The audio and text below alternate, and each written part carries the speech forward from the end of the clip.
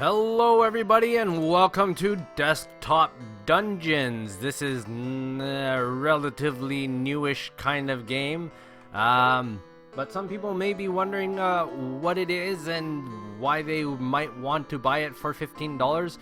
This comes from QFC Games or something. I don't remember the name of the developer, I apologize. But their website is www.desktopdungeons.net, so you can check this out. So what this is a sort of dungeon exploring game. I friggin' love this game. So I mean, there's already my recommendation. Less than a minute into this video, but what this game is okay, I'll say that its benefit or its biggest attraction is that it plays a lot like a board game, which I totally love. It might not be everyone's cup of tea, but it's all about exploring dungeons, getting loot, and upgrading your town, which is what we're looking at. I named my kingdom Eternia after He-Man. A little bit of trivia for you. So this is your main base of operations, and as you play, you can upgrade. Like, the town doesn't start this big, but after you do the tutorial, it's like this is the default size, but it does get bigger. You've got your buildings here, these special buildings. So you've got like the Thief Den, Mage Tower, the Guild, and the Church. These allow you to unlock player classes. So when you first start off, you just get a regular old human, and that's what this town represents. I'm sure that means that like if I click on the town here, it says that the neighborhood allows you to recruit humans, so I assume that sometime in the future I will be allowed to recruit things that are not human, but very board game like. The humans have their own special trait. They get 10% attack bonus, and for every time they do 100 conversion points, which I will discuss once we get into a dungeon. So I've gone and unlocked the Thief Den, which allows us to obviously play thieves, the Mage Tower, which lets us do wizards, and the Church, which lets us do priests. I was calling them clerics to myself, but that's just too much Dungeons and Dragons in me. The Tavern is just, how you get out of your town. So there's no dungeons in town when you first start. You have a few easy dungeons that show up here, and the big thing here is you have your blacksmith, which allows you to upgrade things. So I've already upgraded it once, and I'm sure it will allow me to do so later. But right now I've got bonuses to attack, bonuses to defense, and bonuses to magic. And this is obviously your kingdom gold. Now this over here, the taxidermist, nice macabre little thing here. This is how you make money. So each dungeon will have a boss monster, and when you kill that boss, he drops a treasure, which is, they seem to all be worth 150 gold. I don't know if that's going to change or not throughout the game, but right now, when you first start off, all you ever do is get to kill goats. And they are evil goats, and they like to taunt you and that kind of stuff, and you go in there and collect treasure. So that is the overview of the town. Now, I don't think there's anything I need to do here, because I've already upgraded and prepared everything. So I don't think I can buy anything. Can I buy anything? What's this? New? No, I don't have that unlocked yet. So, as with all these kinds of games, you have your overworld map. There's a nice easy dungeon here. And then there are dungeons that are going to show up around the map as normal. You can do a randomly generated run, which is pretty much the meat of the game. Right now I'm on a story mission. This was the one I need to do because we are on the hunt for a mysterious creature known as a banker. So yes, it's got a little bit of that humor to it. So yes, is just the only, so we'll just get started here. So here are the classes that you can unlock, of course, and you can level them up as you go. The only race that I can choose right now is human, so I'm almost guaranteed to be able to unlock some in the future. Fighters have each class has a different bonus, but for the easy ones or for the beginning ones, I like the thief because he drops or he generates a lot more stuff to pick up in the dungeon, which you'll see. And the all potions boost up both your health and mana, which is really good. Fighters obviously are good bashers. Wizards are they, you know what, like, just go with it. Each one has its own benefits and flaws, but I like the Thief. So we'll go and play the Thief. Now we can choose to spend what gold we have, what little gold we have on the bonuses that I showed you that I upgraded before, so they're not base bonuses. So this is why I like to say this game plays a lot like a board game, because you can see, like, it shows you little cards that you can spend your money on and go for bonuses. So I'm going to actually do this because the Thief isn't exactly the strongest health-wise. So now, yes, you can see this. He's just explaining it as part of the tutorial. Now, you just saw that little saving thing here. The biggest benefit of this game that I actually want to get out before we move on to the dungeon is that this game syncs up with the website, so provided you go and get your free account from there. And so the website has its own cloud, and you can play your game anywhere, so you don't have to be playing the Steam client or wherever you get this. But whatever you're doing when you're playing it, you just go to the menu and do a cloud sync, and it'll sync with the developer's website, and you can play this anywhere, including, and this is the greatest part, a web browser. They have a web browser applet version of this game, and if you use your account, you can, so like here I'm playing with the actual client, and if I want, I can save and maybe go to work. Not that I would do that at work, but I could potentially, hypothetically, go to work, sign in with my account, and continue my game there. So let's get into the dungeon. I'll show you. So this is the meat of the game. So right now I'm in a dungeon. This is all randomly generated who I am. So I'm Robin of Albion, right? This is all my skills. Piety. Yeah, we don't really do anything with that yet. And these are conversion points. So, again, this is a human trait, so you get 10% attack bonus for every 100 conversion points. And what that means is, as you go through the map and you just move by clicking, there's our first, second, and third enemy. As you explore, you'll pick up things, and there'll be a lot of doubles and triples and that kind of stuff. And what you can do is you can junk them down here, and this is your conversion bit. So everything will have a conversion value. As you can see, if I click here, if I wanted to convert my shield, which is a dumb idea, I will get 35 points out of 100. So once you fill this up, you get your 10% bonus. So all combat is you do a little click, and again, here's more of your combat or your board game elements here. So our base attack is 5. And this is our health, obviously, and this is the mana for spells that we do not have yet, but we will be picking them up. I have your standard adventure kit. It comes with a health potion and a mana potion, and that's pretty much it. So if I hover over, you can see that this guy, so I can right click and actually lock him in, so I can actually point some stuff out. This is obviously a super meat boy kind of monster. So this is a big thing here. It says when I attack, it is safe to attack. It means I will not die when he retaliates. Plus, he also only retaliates with an attack of 1. But remember that I picked up a shield for 15 gold, so he's not going to do any damage to me. So if this goes right and I do my 5 damage, he's going to have 3 left, so we can do that. So you can do combat just by clicking, like so. Or you can lock on, and then this gives you the different options, right? So if you want, I could heal him. I don't know why I would do that. Actually, I think that is not. But or you can just attack like this. So it's either you click or you lock on, and you can do all sorts of things like that. The other thing is, the other way to do it is you can hold down and drag, and it'll give you all the available options. So I guess you can't heal him or whatever. I can only attack. So let's do that. There you go. And he did no damage to me. Let's see if I can take some damage. Okay, I'm too strong. So let's take a hit from here so I can show you. So that guy did 9 points of damage to me. So if you can see here, if I try and attack him again, he will retaliate with his 9 points of damage minus 2, of course, which makes it 7. But I only have 4 health left. You see how it works out kind of like a board game?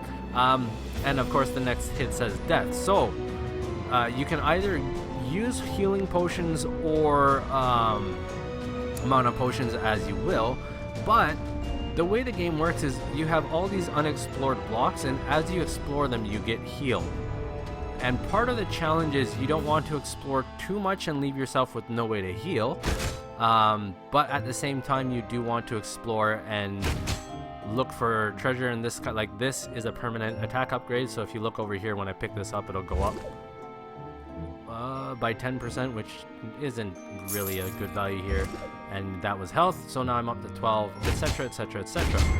And yes, part of the challenge is, if you really want if you're the type that goes for achievements, you can do as little exploration as you want and try and beat the boss character, or you can just explore the whole damn map, which is kind of what I do because I don't really care for achievements anymore.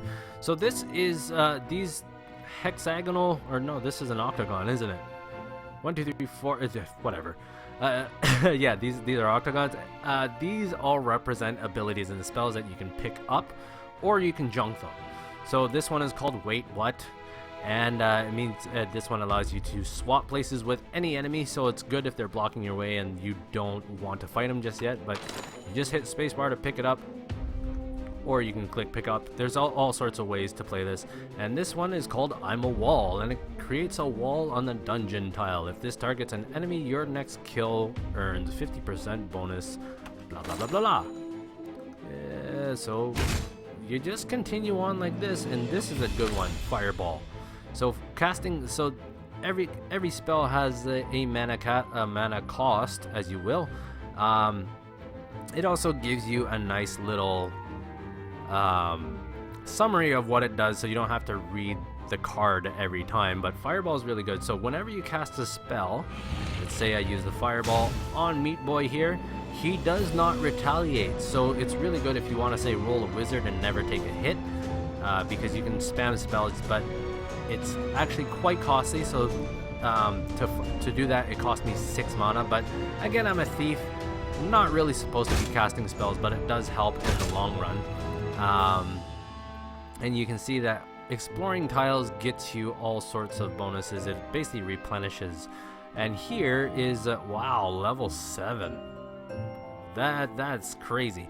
So here is, underneath me there is a passage, and these are called sub-dungeons. If you go down there, there's usually a lot of great things to pick up.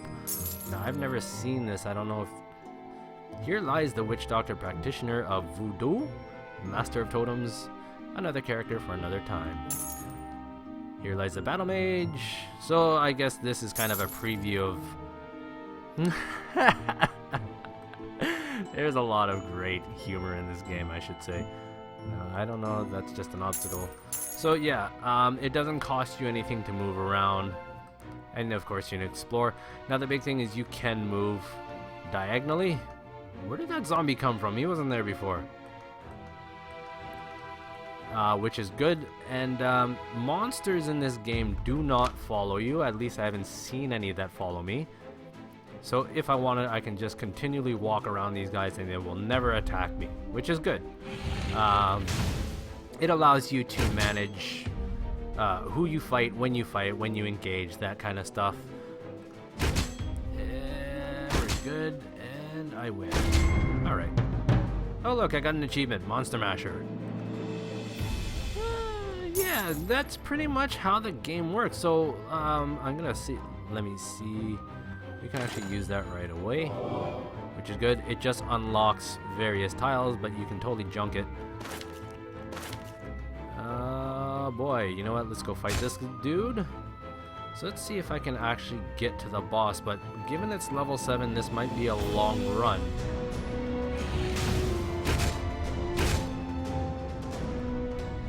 Alright, more boosts. We don't care for a level 1 dude. So, I guess the best way to describe how you want to run through this game is risk-reward. So now I can't pick this up, which is actually good. So one of the thief's skills is you get a 30% damage extra if you haven't hurt anybody. Plus this biceps spell gives you another 30% if you use it. So I actually want to get rid of one of my spells here, so you can go back to your inventory, and this is how I'm going to do my junking. We don't really need to create walls, so this will give me an instant 100, and you can look at my attack score. It's gonna go, should hopefully go up. Oops, not that one, this one. Yeah, it went up because I basically created 100 and got my 10% bonus, which got there. Now I can pick up biceps anytime now. And now biceps gives me that 30% damage, and it also erodes resistances. So if that guy has first strike. So what? Why did my screen just go red there? What is this? Alright, this is starting to look dangerous. But one of the great things about this game is if you play a lot of it, you start to recognize how things are going just by looking at one turn of the game. And it actually reminds me a lot of the older LucasArts games that came out. I think it was early or late 90s. There was one called The Desktop Adventures of Indiana Jones, and then there was also a Star Wars Yoda Stories kind of game. It doesn't play exactly the same because there's a lot of real-time combat and that kind of stuff.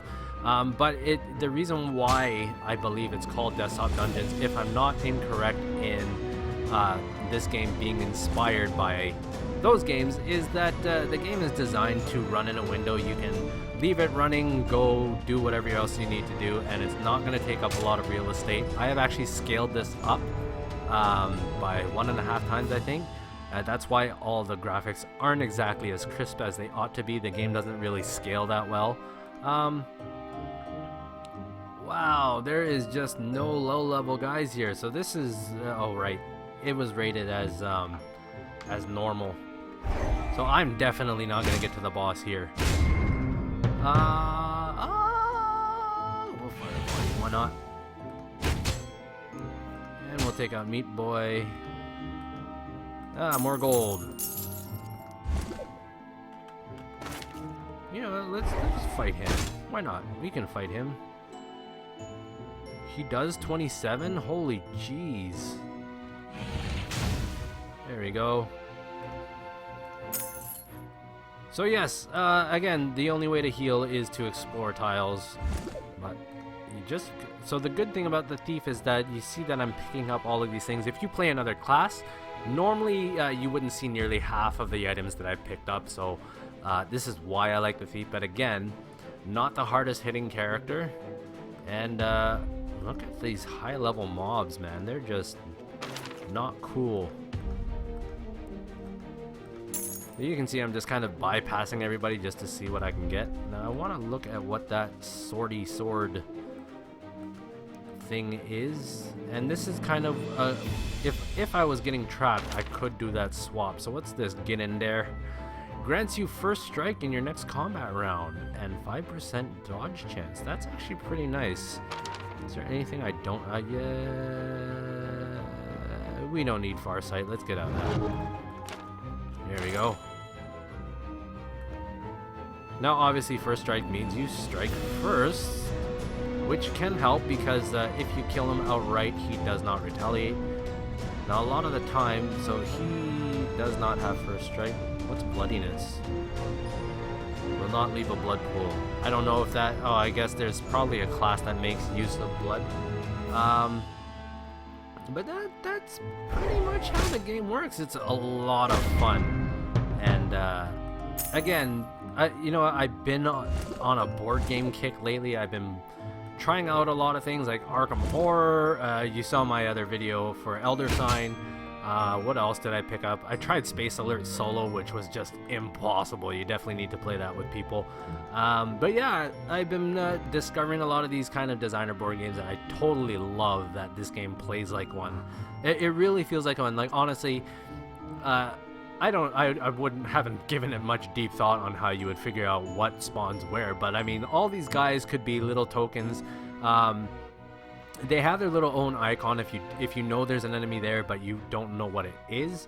there's a little icon there, and that could be, you know, little tokens that you flip over as you discover. And with a little bit of bookkeeping, but it would be a pretty cool physical game as well. I'm sure it could be adapted at no problem. So that's pretty much how desktop dungeons work. And then once, you know, I kill the boss, whoever he is, I'll get a trophy, sell that for 150 gold. That can go towards other upgrades, upgrading your towns and all that kind of stuff. And I'm sure that it'll probably get used to unlock races and all that kind of stuff. One thing that you should know is that it's good not to junk everything that you pick up, because the more stuff you have in your inventory when you finish the level, the more money you get from the payout. You actually get bonuses because your guy pretty much sells all of his loot once he gets out of the dungeon. So this is actually gonna take a while to run through, because you can see there's quite a few high level mobs here, and I don't want to waste all of my my unexplored squares, which I've already pretty much done anyways. But this has my highest recommendation. It is so much fun. I put a lot of time into the game already, and you know, it's right now on sale. It's not on the daily sale, but you should know that by the end. So what is it? Today is New Year's Day, so happy New Year. But the Steam sale is on for another 2 days. So if you want this game, usually whatever's been on sale comes back as a last hurrah on the end of the sales.